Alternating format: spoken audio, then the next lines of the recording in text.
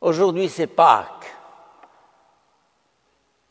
la fête de la vie, la fête du printemps. Et ce n'est pas un hasard que Pâques tombe au printemps. Mais le problème, c'est qu'après le printemps, il y a l'été. Et après l'été, il y a l'automne. Et après l'automne, il y a l'hiver. Vous allez me dire, mais ça reprend ensuite.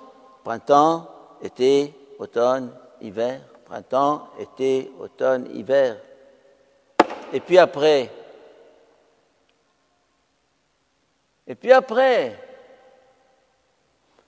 Pourquoi l'hiver? Pourquoi la mort?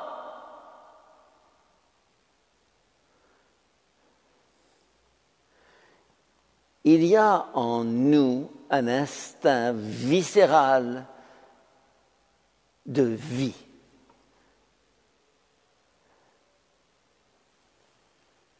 L'instinct de conservation, qui est le premier instinct de l'homme, consiste à croire et à lutter pour vivre, pour survivre, pour vaincre la mort, la maladie, tout ce qui étouffe la vie.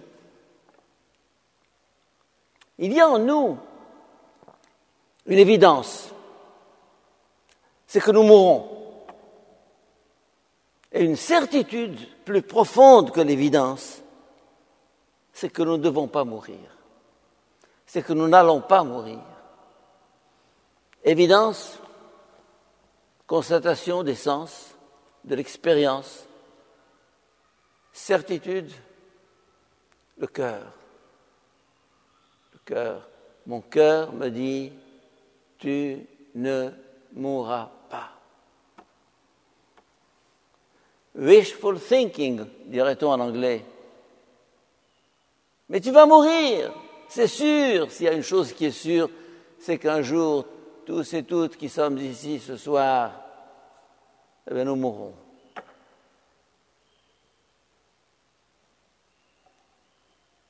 Ça, je le refuse. Ça, la foi le refuse. Et c'est cela la foi. La foi consiste à aller contre cette évidence qui s'appelle la mort. Je refuse la mort.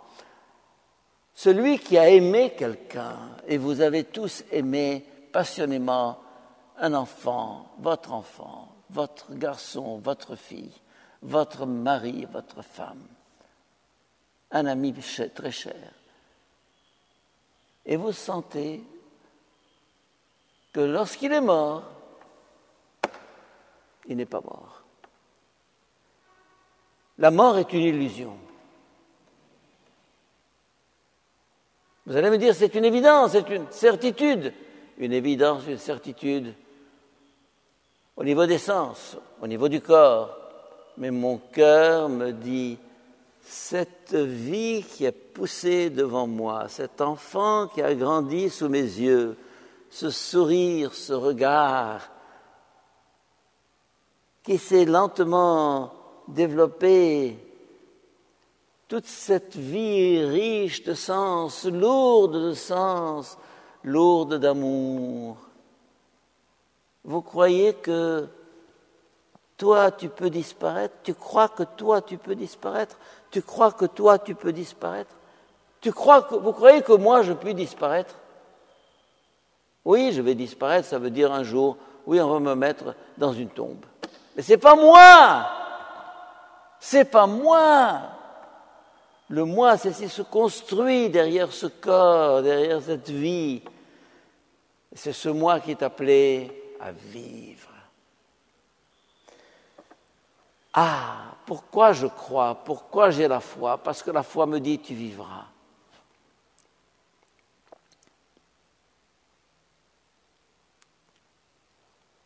Tout dément cette affirmation. Vous pouvez sourire. Vous pouvez me dire, tu prends tes rêves pour des réalités, le wishful thinking dont je parlais tout à l'heure.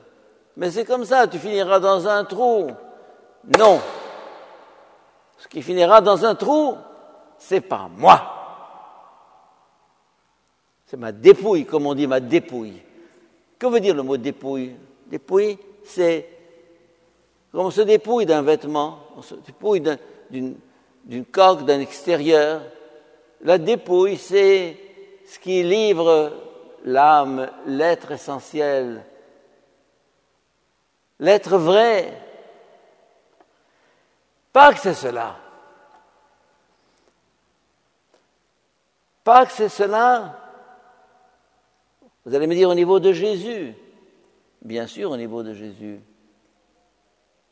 Mais ce qui s'est fait en Jésus, ce triomphe définitif de la mort, cette victoire sur la mort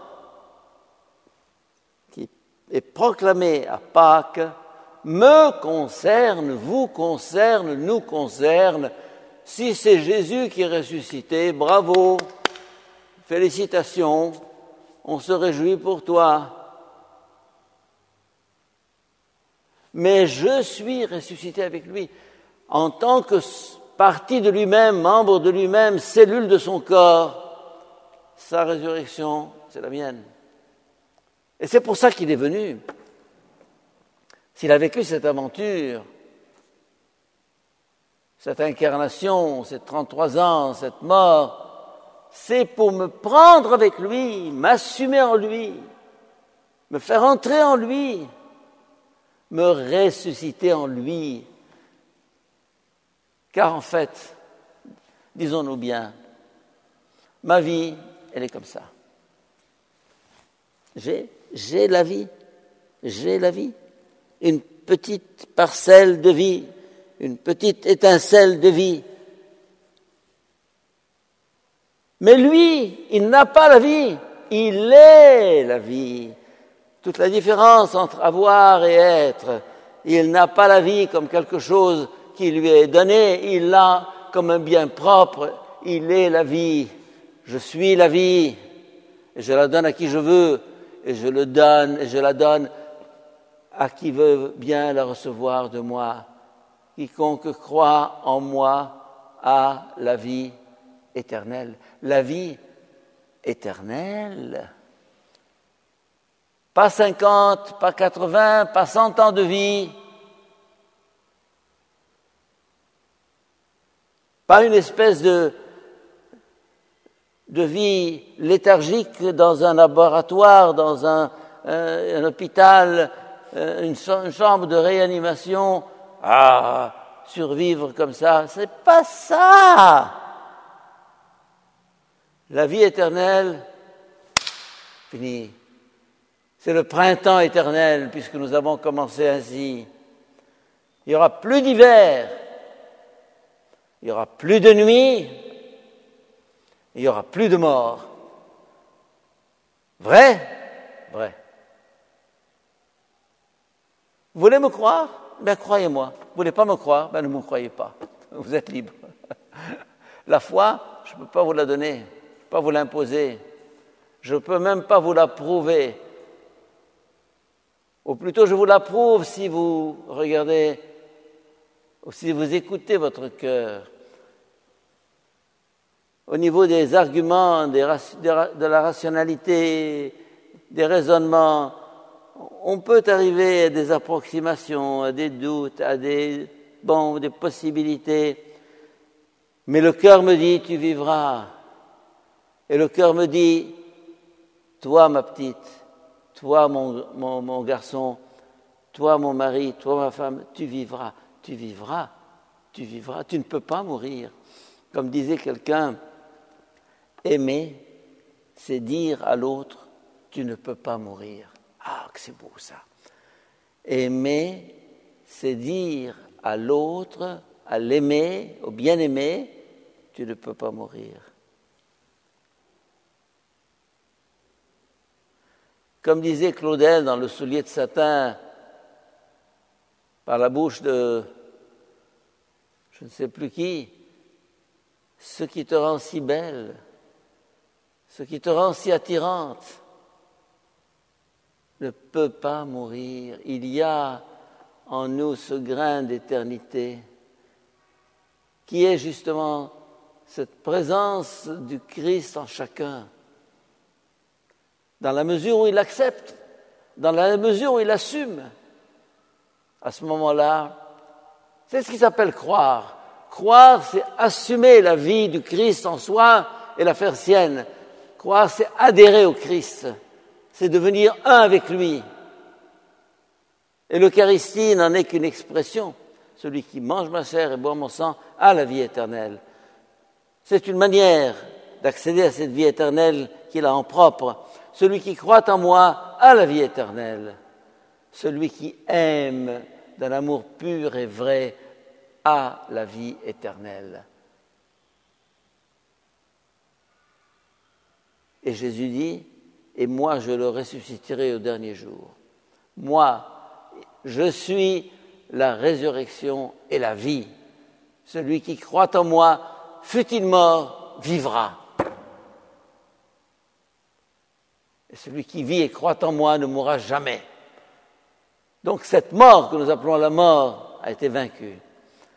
Et c'est ce qui fait la fête de Pâques, cette fête qui éclate d'hymnes de triomphe. Je pense à toutes nos églises byzantines, du Caire, d'Alexandrie, de tout le Proche-Orient et d'ailleurs, qui éclatent de cet hymne. المسيح قام من بين الأموات ووطئ الموت بالموت ووهب الحياة للذين في القبور Christos anesti ek nekron thanaton patisas ketis entis mnimas silzoin charisamenos. Le Christ est ressuscité des morts et il a donné la vie à ceux qui étaient dans les tombeaux. Ça, c'est l'espérance chrétienne. Ça, c'est l'espérance de Pâques. Cette espérance qui ne trompe pas, comme dit saint Paul. C'est elle que je vous souhaite ce soir. Et non seulement ce soir, mais tout au long de votre vie, et surtout au moment où se fera le passage de cette vie léthargique, périssable, mortelle, vers la vie éternelle, la vie qui ne finit pas. Amen. Alléluia, Alléluia, joyeuse Pâques, joyeuse Pâques, joyeuse Pâques.